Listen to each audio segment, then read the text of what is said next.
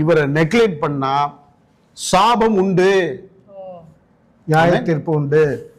யார கடவுள் இன்னைக்கு என்னதான் கும்பிட்டாலும் இந்த பிரியமான குமாரனை நீங்க வேணான்னு பண்ணீங்கன்னா வார்த்தையை தள்ளினால் அவர் நம்மை தள்ளுவார்.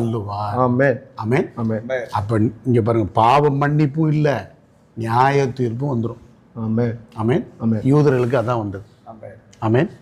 சரியா விலை கொள்ள முடியுதா? யூதர்களுக்கு அதுதான் வந்தது. அதான் யூதர்களுக்கும். யூதர்கள் அவரை தள்ளிட்டாங்க இல்லையா? அவர் வேணாண்டாங்கல்ல பாஸ்டர், இவருடைய தேவகுமாரனா இருந்தா அப்படின்னு ஒண்ணு.